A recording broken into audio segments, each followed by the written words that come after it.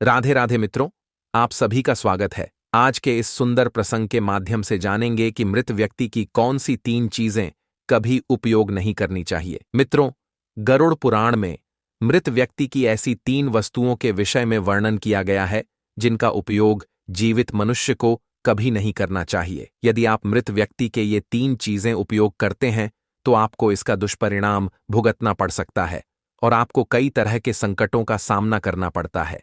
इसलिए प्रत्येक मनुष्य को इन वस्तुओं के विषय में अवश्य जान लेना चाहिए। भगवान श्री हरि विष्णु ने इसी संबंध में गरुड़ देव जी को एक अत्यंत ही ज्ञानवर्धक जानकारी दी है।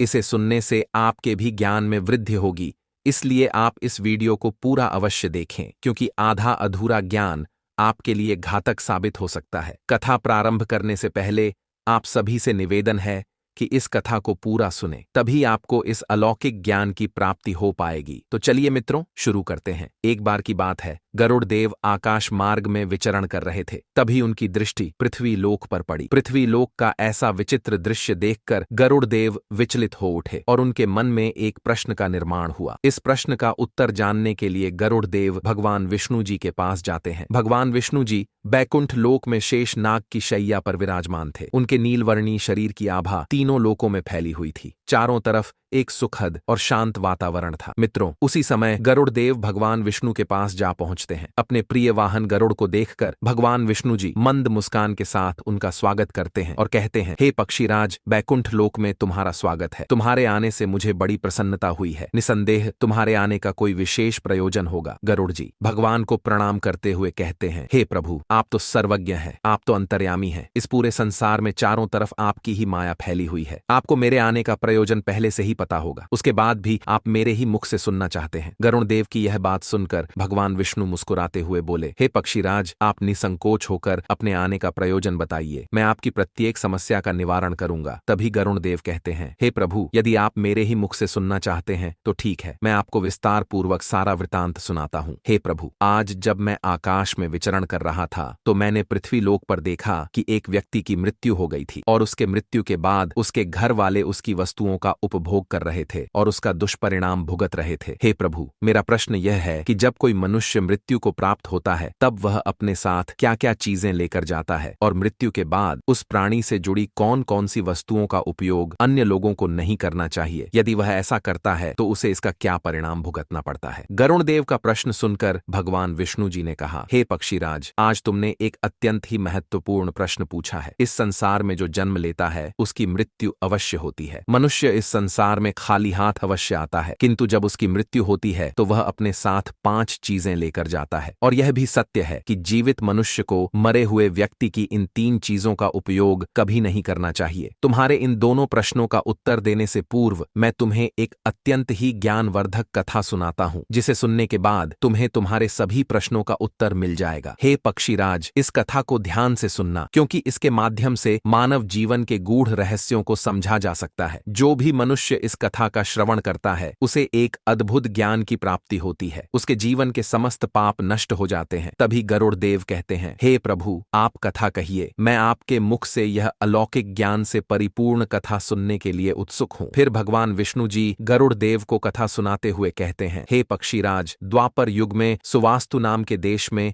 सुषेण नाम का एक गरीब ब्राह्मण रहता था। वह अत्यंत गुणवान और बुद्धिमान था। उसे शास्त्रों में पारंगत हासिल थी। उसे वेद और पुराणों का कंठस्थ ज्ञान था, किंतु उसने कभी भी अपने ज्ञान का दुरुपयोग नहीं किया। वह अपना पेट भरने के लिए नगर में जाकर भिक्षा मांगता था और वह उस भिक्षा से मिले हुए अन्न से अपना गुजारा चलाता था। धीरे धीरे उसकी उम्र बीतने लगी और वह बूढ़ा होने लगा। फिर एक दिन ब्राह्मण सुषेण ने दंडकारण्य वन में जाकर तपस्या करने का निश्चय किया और वह तपस्या करने के लिए वन की ओर चल देता है। ब्राह्मण सुषेण जिस वन में प्रवेश करता है वह वन अत्यंत ही भयानक और डरावना था, जिसके बारे में दूर दूर तक लोग चर्चा किया करते थे। इस वन में प्रवेश करने की हिम्मत बहुत कम लोग कर पाते थे, क्योंकि वहां का वातावरण ही ही भय से भरपूर था। दंडकारण्य वन में ऊंचे ऊंचे पेड़ थे जिनकी शाखाएं इतनी घनी थीं कि सूर्य की किरणें पृथ्वी तक नहीं पहुंच पाती थीं। इस वन के विशालकाय पेड़ों की जड़ें पूरे जंगल को मानो रस्सी से बांध के रखा हो। इस वन में वृक्षों की भरमार थी जो अपने नीचे किसी को भी दबा सकते थे। इस भयंकर वन में बरगद और पीपल जैसे पेड़ भी थे जिनके पास से गुजरते हुए लोगों के रोंगटे खड़े हो जाते थे। इन वृक्षों की शाखाएं जमीन के अंदर धसी हुई थीं। इस वन में काले पंखों वाले बड़े बड़े पक्षी दिन में भी विचरण करते थे जिनकी भयानक आवाजें जंगल में गूंजती थीं। जंगली जानवर अपने शिकार की तलाश में हमेशा घूमते रहते थे और उनकी आंखें अंधकार में दीपक के समान चमकती थीं। शेर और बाघ जैसे हिंसक जानवर अपनी दहाड़ भरी गर्जना से पूरे जंगल को अशांत कर देते थे। मित्रों, आगे भगवान विष्णु कहते हैं, हे पक्षीराज दंडकारण्य, वन का सारा वातावरण ही अत्यंत रहस्यमय और डरावना था।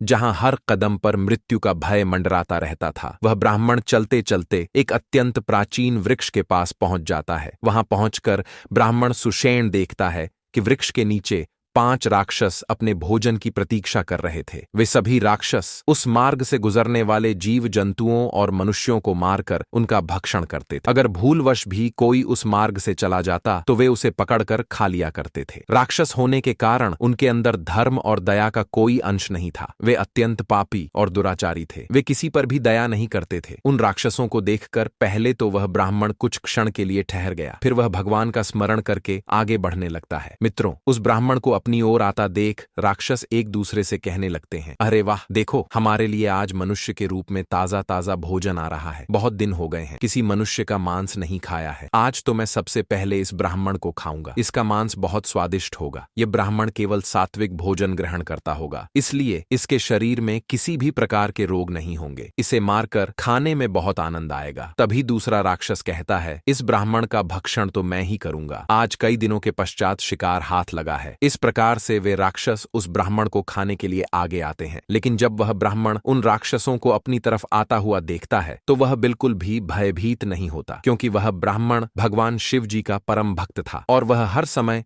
भगवान शिव जी का नाम जपता रहता था। इसलिए उसे किसी से भी कोई भय नहीं लगता था। उन राक्षसों को अपनी तरफ आता देख वह अपने मार्ग से तनिक भी विचलित नहीं हुआ। जैसे ही वह राक्षस उसके पास आए, उसने उन्हें प्रणाम किया और बोला, हे राक्षसों, मैं तुम्हें प्रणाम करता हूँ। मेरा प्रणाम स्वीकार करो मित्रों। ब्राह्मण सुषेण का ऐसा विचित्र व्यवहार देखकर वे सभी राक्षस हैरान हो जाते हैं। शिव भक्त ब्राह्मण के सानिध्य में आते ही उनके अंदर का राक्षसी भाव नष्ट हो जाता है और वे आश्चर्यचकित होकर ब्राह्मण सुषेण की ओर देखते हुए कहते हैं, हे ब्राह्मण, आप कौन हैं और इस दंडकारण्य वन में अकेले क्यों भटक रहे हैं? आपको इस भयानक वन में आने से डर नहीं लगता? क्या आपको हम राक्षसों को देखकर तनिक भी भय नहीं लगा? बड़े बड़े पराक्रमी और शूरवीर योद्धा भी हम राक्षसों को देखकर थर थर कांपने लगते हैं और हमसे अपने प्राणों की रक्षा करने के लिए भागने लगते हैं, किंतु आपके मन में किसी भी प्रकार का भय दिखाई नहीं पड़ रहा। आपके सानिध्य में आने पर हमारी भूख भी समाप्त हो चुकी है और हमारे अंदर का राक्षसी भाव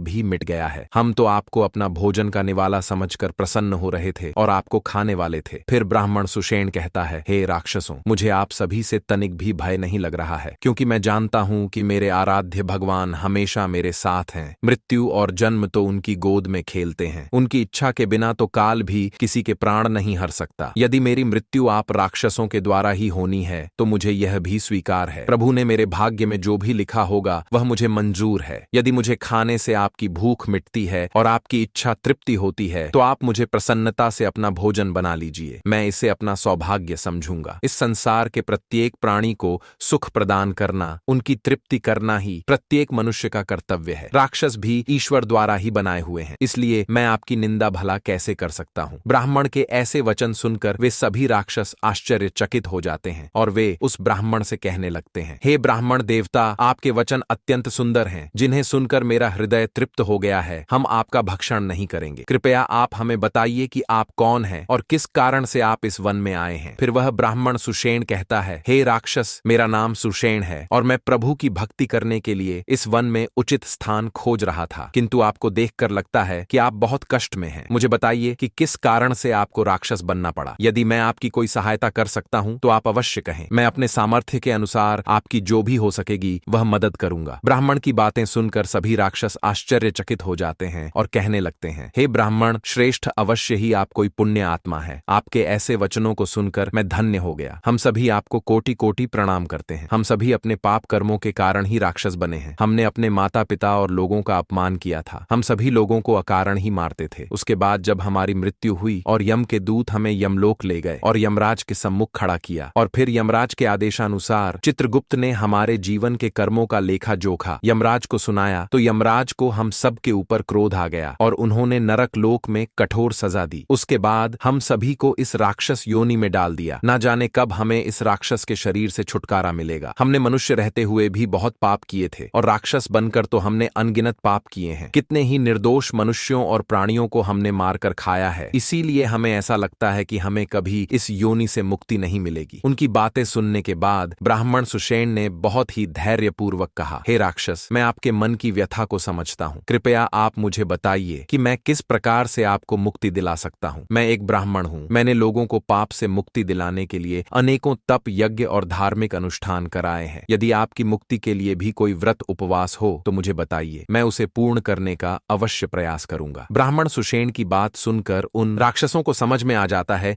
कि यह ब्राह्मण तो उनका ही पुत्र है। वे राक्षस उस ब्राह्मण के दादा परदादा हैं जो पाप करने के कारण राक्षस बने हुए हैं। मित्रों, आगे की कथा सुनाते हुए भगवान विष्णु जी कहते हैं, हे पक्षीराज, इस प्रकार से उन राक्षसों को पता चल जाता है कि वह ब्राह्मण उनका ही वंशज है।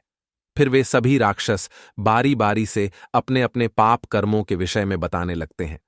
पहला राक्षस, जिसका नाम हेती था, वह आगे बढ़ा।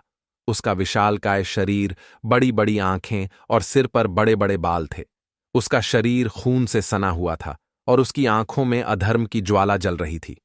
उसने भयानक आवाज में करुण स्वर के साथ ब्राह्मण सुषेण से कहा, हे ब्राह्मण, देवता, मेरा नाम हेती है।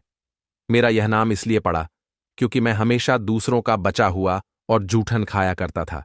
मैं पिछले जन्म में देवधर था और तुम्हारा पहले का पूर्वज था। एक समय में मैं बहुत विद्वान और पूजनीय ब्राह्मण था। नगर में लोग मेरी इज्जत करते थे। मैंने लोगों के घरों में जाकर यज्ञ और अनुष्ठान किए, लेकिन धीरे धीरे मेरी लालसा बढ़ गई। मुझे लोगों द्वारा छोड़ा हुआ भोजन खाने की आदत पड़ गई। दूसरों के झूठे भोजन में मुझे स्वाद आने लगा। मैं यह बात भली भांति जानता था कि ऐसा करना अधर्म है, फिर भी मैंने झूठे भोजन का आदान प्रदान शुरू कर दिया। एक दिन जब मैंने एक पवित्र यज्ञ करने के बाद बचा हुआ भोजन खा लिया, उस भोजन को करने के बाद मेरे शरीर में विष निर्माण हुआ और उसी क्षण मेरी मृत्यु हो गई और मैं राक्षस योनि में आ गया। इस योनि में भी मैं बचा हुआ भोजन करता हूं और यही मेरा अभिशाप है। फिर दूसरा राक्षस आगे आया, जिसका नाम नीराग्न था। वह अत्यंत ही कुरूप था। उसके शरीर पर कोई भी वस्त्र नहीं था। उसका पूरा शरीर बालों से ढका हुआ था। उसने ब्राह्मण सुषेण की ओर देखकर कहा, हे ब्राह्मण देवता, मेरा नाम नीराग्न है। मेरा यह नाम इसलिए पड़ा क्योंकि मैं हमेशा निर्वस्त्र होकर स्नान करता था। पूर्व जन्म में मेरा नाम चित्रसेन था और मैं तुम्हारा छठी पीढ़ी का पूर्वज था। मैं एक ब्राह्मण कुल में जन्मा था और मेरे पास ज्ञान और तप की शक्ति थी। मैं नगर में सबसे सुंदर और हष्टपुष्ट था, जिसके कारण मुझे अपने रूप और शरीर पर घमंड हो गया था। मुझे स्नान करते समय नग्न रहने में आनंद आता था और मैंने धर्म और समाज के नियमों का अपमान किया। मैं इसे स्वाभाविक मानता था, परंतु यह अधर्म था। एक दिन जब मैं नदी में नग्न होकर स्नान कर रहा था, तभी जल देवता ने मुझे श्राप दिया कि मैं अपने घमंड के कारण राक्षस योनि को प्राप्त करूंगा। मेरी मृत्यु भी उसी नदी में डूबने से हुई। उसी श्राप के कारण मुझे राक्षस योनि में जन्म मिला और मेरा यह शरीर हमेशा नग्न रहेगा। फिर तीसरा पिशाच, जिसका नाम निरांतक था, उसके शरीर पर मृत लोगों के फटे हुए कपड़े लिपटे हुए थे। उसकी आवाज में बहुत पीड़ा थी। उसने कहा, हे ब्राह्मण देवता, मैं इस योनि में इसीलिए हूं क्योंकि मैंने हमेशा मृत व्यक्तियों के कपड़े चुराए। जब भी किसी व्यक्ति की मृत्यु हो जाती थी और उसका अंतिम संस्कार हो जाता था, तो मैं उसकी चिता के पास जाकर उसके कपड़े चुरा लेता है, जिसके कारण मुझे इस राक्षस योनि में जन्म लेना पड़ा। पिछले जन्म में मेरा नाम देवदत्त था। मैं तुम्हारे पूर्वजों में से था और एक कुलीन ब्राह्मण कुल से संबंध रखता था, लेकिन धीरे धीरे मेरे मन में लोभ बढ़ गया था और मैं शमशान घाट पर जाकर मृत लोगों के वस्त्र चुराने लगा और धन के लालच में उन्हें बेच देता था। और जो वस्त्र मुझे अच्छे लगते थे मैं उन्हें स्वयं पहन लेता था। मरे हुए लोगों के वस्त्र पहनकर मुझे सुख की अनुभूति होती थी। मेरे इस अधर्म कार्य को देखकर एक सन्यासी महात्मा ने मुझे श्राप दे दिया कि मेरी मृत्यु उसी शमशान घाट में होगी जहां मैं वस्त्र चुराता हूं, और मृत्यु के बाद मैं राक्षस बनकर हमेशा मृत व्यक्ति के वस्त्र पहनूंगा। हे ब्राह्मण देवता, मुझे मृतकों के वस्त्र पहनने का श्राप मिला है। चौथा पिशाच, जिसका नाम सुमाली था, वह बहुत ही गंदा और घिनौना था। उसके शरीर से दुर्गंध आ रही थी। उसके शरीर की दुर्गंध के कारण ब्राह्मण को सांस लेना कठिन हो गया। सुमाली ने कहा, मेरा नाम सुमाली इसलिए पड़ा क्योंकि मैंने हमेशा अपवित्र और गंदी चीजों में खुद को लिप्त रखा। मैं पिछले जन्म में आपका पूर्वज था। मेरे जीवन में शुद्धता का कोई स्थान नहीं था। ब्राह्मण होते हुए भी मैंने अपवित्रता में जीवन बिताया। मैंने कभी अपने तन और मन की शुद्धता का ध्यान नहीं रखा। गंदे वस्त्र पहने और अपवित्र स्थानों पर रहा। मैं स्नान नहीं करता था, और यह सब जानकर भी मैंने धर्म के नियमों का पालन नहीं किया। मैं बिना स्नान किए ही यज्ञ और अनुष्ठान कराता था। पराई स्त्रियों के साथ संबंध स्थापित करता था।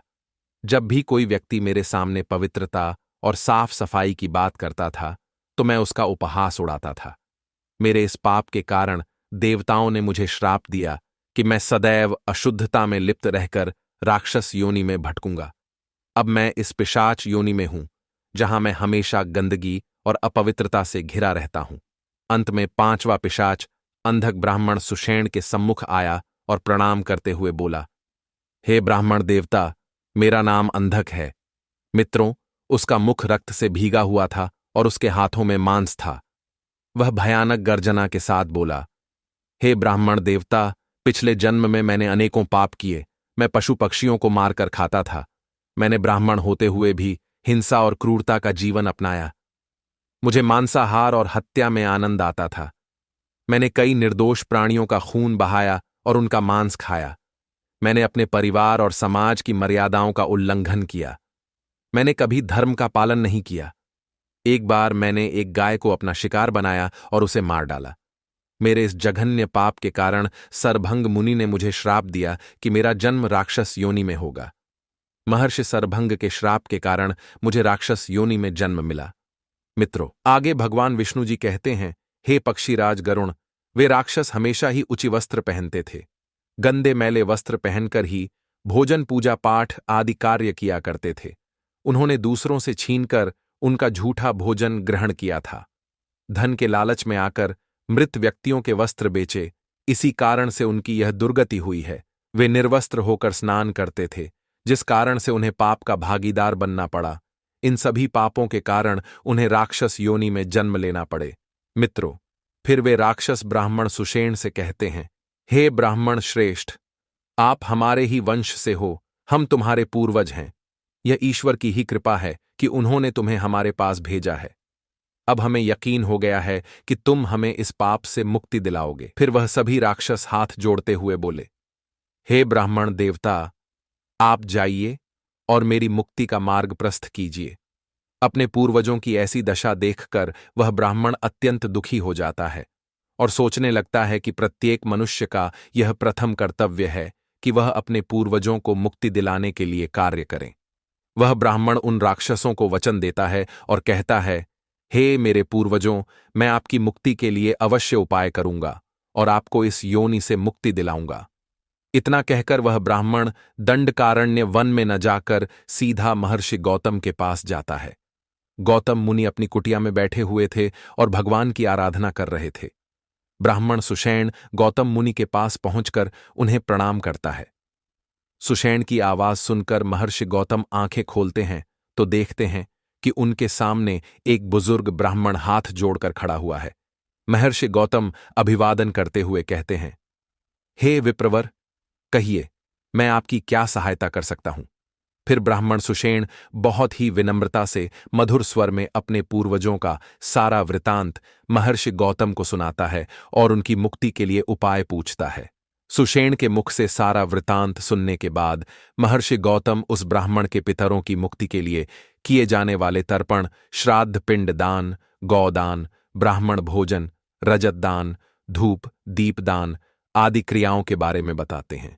फिर ब्राह्मण सुषेण महर्षि गौतम को प्रणाम करता है और उनका आभार व्यक्त करते हुए वापस आ जाता है और पवित्र गंगा नदी के तट पर जाकर अपने पूर्वजों के लिए वे सभी कार्य करता है जो महर्षि गौतम ने बताए थे। वह पहले गंगा नदी के पवित्र जल से तर्पण करता है, फिर नदी के तट पर बैठकर पिंडदान करता है और उसके बाद उससे जो कुछ भी हो सका उसी के अनुसार दान धर्म किया है और घर आकर ब्राह्मणों को भोजन कराया और उन्हें गौदान किया। उसके इन कार्यों से भगवान बहुत प्रसन्न हुए और उसके पूर्वजों को राक्षस योनि से मुक्ति प्रदान की। वे सभी राक्षस ब्राह्मण सुषेण का आभार प्रकट करते हुए देवलोक की ओर प्रस्थान कर जाते हैं। मित्रों, इस प्रकार से उस ब्राह्मण के द्वारा तर्पण और दान धर्म करने से वे सभी राक्षस अपने पापों से मुक्त हो जाते हैं। फिर भगवान श्री हरि विष्णु गरुड़ देव से कहते हैं, हे पक्षीराज, इसीलिए मनुष्य को कभी गंदे और मैले कपड़े नहीं पहनने चाहिए, कभी भी भोजन का अपमान नहीं करना चाहिए, दूसरों का झूठा भोजन और दूसरों के द्वारा लांघा गया भोजन कभी नहीं करना चाहिए। मित्रों, आगे भगवान विष्णु कहते हैं, हे गरुड़, अब मैं तुम्हें मृत व्यक्ति की उन वस्तुओं के विषय में बताता हूं जिनका उपयोग जीवित मनुष्य को कभी नहीं करना चाहिए। यदि वह उन वस्तुओं का उपभोग करता है तो उसे इसका दुष्परिणाम भुगतना पड़ता है। अब मैं तुम्हें जिन वस्तुओं के बारे में बताने जा रहा हूं, इन्हें ध्यान से सुनो। हे गरुड़देव, मनुष्य इस संसार में जन्म लेकर कई भौतिक सुखों के मोह में पड़ जाता है। मृत्यु के बाद भी उसका उन वस्तुओं के प्रति मोह नहीं छूटता है जब तक मनुष्य सांसारिक वस्तुओं का मोह त्याग कर संपूर्ण रूप से ईश्वर को अपना नहीं लेता। तब तक वह अलग अलग योनियों में जन्म लेकर पृथ्वी लोक पर भटकता रहेगा। कभी कभी यह मोह इतना अधिक होता है कि वह मृत्यु के बाद भी इसी पृथ्वी लोक पर भ्रमण करता है, अर्थात वह प्रेत योनि या फिर राक्षस योनि धारण करता है। यदि किसी मनुष्य की अकाल मृत्यु हो जाती है तो वह प्रेत योनि में चला जाता है और प्रेत बनकर वह अपने परिवार और समाज के लोगों को दुख देने लगता है। कई बार मनुष्य अपने मृत परिजनों की वस्तुओं को उनकी याद के रूप में अपने पास रख लेते हैं या उनकी वस्तुओं का उपयोग भी करने लग जाते हैं, लेकिन मनुष्य को मृत व्यक्ति की कुछ वस्तुओं का उपयोग कभी नहीं करना चाहिए, क्योंकि इन वस्तुओं के साथ उस मृत व्यक्ति की नकारात्मक ऊर्जा जुड़ी हुई होती है। उस मृत व्यक्ति का उन वस्तुओं के प्रति मोह बहुत अधिक होने के कारण वह मृत्यु के बाद भी उन वस्तुओं से जुड़ा रहता है, और यदि कोई व्यक्ति इन वस्तुओं का प्रयोग करता है तो उसे कई परेशानियों का सामना करना पड़ता है। वह मृत आत्मा अपनी वस्तु को दोबारा से पाने के लिए उसे कई प्रकार से कष्ट देने लगती है। इसलिए किसी भी मनुष्य को मरे हुए व्यक्ति की चीजों का उपयोग कभी नहीं करना चाहिए। मनुष्य चाहे तो उन वस्तुओं को संभाल कर अपने घर में रख सकता है अथवा उन चीजों को नदी के जल में प्रवाहित कर सकता है, लेकिन भूल से भी उस मृत व्यक्ति की वस्तुओं का उपयोग नहीं करना चाहिए। सबसे पहली वस्तु है मृत व्यक्ति के वस्त्र। मृत व्यक्ति के वस्त्रों का कभी भी इस्तेमाल नहीं करना चाहिए, उन्हें भूल कर भी नहीं पहनना चाहिए। ऐसा करने से मृत व्यक्ति की आत्मा उस व्यक्ति से जुड़ जाती है जो इनका इस्तेमाल करता है। मृत व्यक्ति की नकारात्मक ऊर्जा उस व्यक्ति को परेशान करने लगती है। जो भी मनुष्य मृत व्यक्ति के वस्त्रों का उपयोग करता है, उस व्यक्ति का मानसिक और शारीरिक संतुलन धीरे धीरे कमजोर होने लगता है और वह अनेकों प्रकार की बीमारियों से ग्रसित हो जाता है। उसे अपने मृत परिजन की ऊर्जा का एहसास होने लगता है। इसलिए मृत व्यक्ति के कपड़े कभी भी नहीं पहनने चाहिए। उन कपड़ों को जला देना चाहिए या फिर किसी नदी में प्रवाहित कर देना चाहिए।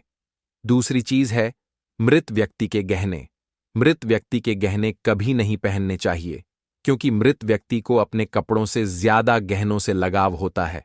वहीं जब मृत व्यक्ति के गहने जब कोई दूसरा पहन लेता है तो उसकी आत्मा असहज महसूस करने लगती है, साथ ही उस व्यक्ति को इस मृत्यु लोक में परेशान करने लग जाती है और उस मृत व्यक्ति की आत्मा मोक्ष की राह में न जाकर मृत्यु लोक में अपने परिजनों को ही परेशान करने लगती है। इसलिए मृत व्यक्ति के गहनों से अन्य गहने बनवा लेने चाहिए या फिर मंदिर में दान कर देना चाहिए। तीसरी चीज है मृतक व्यक्ति की घड़ी। मित्रों, भूलकर भी मृतक व्यक्ति की घड़ी का इस्तेमाल नहीं करना चाहिए। इससे जीवात्मा आकर्षित होती है। ऐसी परिस्थिति में उपयोग करने वाले व्यक्ति के सपने में मृतक व्यक्ति की आत्मा बार बार आती है और वह उसे परेशान करती है। मृतक व्यक्ति की घड़ी को इस्तेमाल करने से पितृदोष लगता है। मृत्यु के बाद उस व्यक्ति की घड़ी को कभी भी जीवित मनुष्य को धारण नहीं करना चाहिए। उसकी घड़ी को पवित्र नदी के जल में प्रवाहित कर देना चाहिए। पवित्र नदी उस मृत व्यक्ति के सभी पुण्यों को बहाकर स्वर्ग में ले जाती है। मित्रों, आगे भगवान विष्णु जी कहते हैं, हे गरुड़, मृत्यु के बाद मनुष्य अपने साथ केवल अपने पाप और पुण्य लेकर जाता है। वह अपने सभी भौतिक वस्तुओं को यहीं पर छोड़ देता है। इसलिए उसे कभी उन वस्तुओं के प्रति अत्यधिक मोह नहीं करना चाहिए। मनुष्य को सदैव अच्छे कर्म करने चाहिए। हे पक्षीराज, आज मैं तुम्हें एक अलौकिक ज्ञान देने जा रहा हूं। आज मैं तुम्हें बताऊंगा कि मृत्यु के बाद आत्मा के साथ कुछ ऐसी चीजें होती हैं जो अगले जन्म में भी साथ जाती हैं। यह चीजें आत्मा के कर्म और इच्छाओं से जुड़ी होती हैं। अब मैं तुम्हें उन 5 बातों के बारे में विस्तार से बताऊंगा। इन्हें ध्यानपूर्वक सुनना।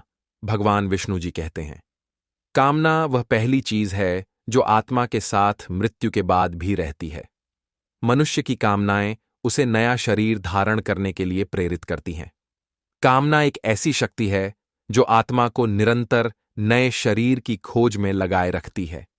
जब एक व्यक्ति की मृत्यु होती है तो उसकी इच्छाएं उसके साथ जाती हैं और यह इच्छाएं उसके नए जन्म में दोबारा से कार्य करती हैं। कामना को एक प्रकार की सकारात्मक ऊर्जा माना जाता है जो आत्मा को सांसारिक जीवन के चक्र में बांधे रखती है। अगर मनुष्य अपनी सभी इच्छाओं का त्याग कर देता है तो उसे मोक्ष की प्राप्ति हो सकती है। इसीलिए मनुष्य को अपनी सभी मोह माया को त्याग देना चाहिए और मृत्यु के समय मनुष्य को केवल ब्रह्म का ध्यान करना चाहिए।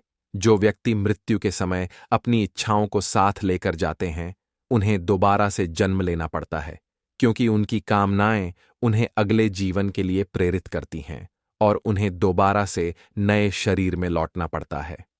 आगे भगवान विष्णु जी कहते हैं, वासना कामना का ही साथी है। यह एक ऐसी चीज है जिसका कोई अंत नहीं है। मृत्यु के अंतिम समय में भी लोग वासना से मुक्त नहीं हो पाते हैं। सांसारिक सुख की चाहत ही वासना है।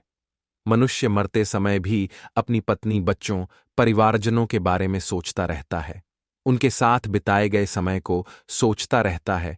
उनसे मिलने वाले सुख दुख को सोचता रहता है। वह अपने अधूरे सपनों को लेकर परेशान रहता है और इन्हीं अधूरे सपनों को देखते हुए उसके प्राण निकल जाते हैं। यह वासना इतनी शक्तिशाली होती है कि यह मृत्यु के बाद भी आत्मा के साथ रहती है। इसका एक जीता जगता उदाहरण विष्णु पुराण में राजा भरत की कथा में मिलता है। राजा भरत ने एक हिरण के बच्चे से अत्यधिक प्रेम किया और उनकी वासना इस बच्चे के प्रति इतनी प्रबल थी कि मृत्यु के समय भी वे उसी हिरण के बारे में सोचते रहे। परिणाम स्वरूप उन्हें अगले जन्म में हिरण की योनि प्राप्त हुई। इस बात से यह सिद्ध होता है कि वासना अपनी प्रबल शक्ति से आत्मा को अपने बंधनों में बांधे रखती है। मन की शांति और ज्ञान से ही वासना से मुक्ति मिल सकती है। भगवान विष्णु आगे कहते हैं, कर्म मनुष्य की सबसे महत्वपूर्ण धरोहर है जो उसके साथ मृत्यु के बाद भी जाती है। गीता उपदेश में श्री कृष्ण ने साफ शब्दों में कहा है कि मनुष्य बिना कर्म किए एक पल भी नहीं रह सकता। जब मनुष्य का अंत समय आता है तो आत्मा शरीर द्वारा किए गए कर्मों की स्मृति को समेट लेती है, क्योंकि मनुष्य जीवन में जो भी कर्म करता है, अच्छे या बुरे, वे कर्म उसके अगले जन्म में फल देते हैं। मृत्यु के समय आत्मा द्वारा किए गए सारे कर्मों का लेखा जोखा होता है। अगर किसी व्यक्ति ने अच्छे कर्म किए हैं तो उसे परलोक में सुख और शांति मिलती है और अगले जन्म में भी उसे समृद्धि प्राप्त होती है।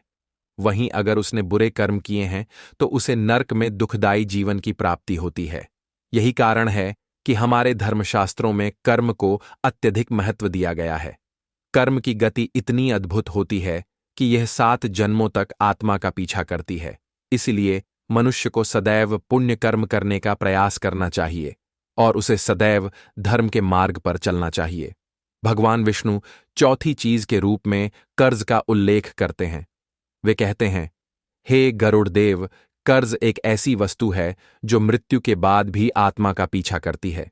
यदि कोई व्यक्ति जीवन में किसी से कर्ज लेता है और उसे चुकाए बिना मर जाता है तो वह कर्ज अगले जन्म में भी उसके साथ रहता है।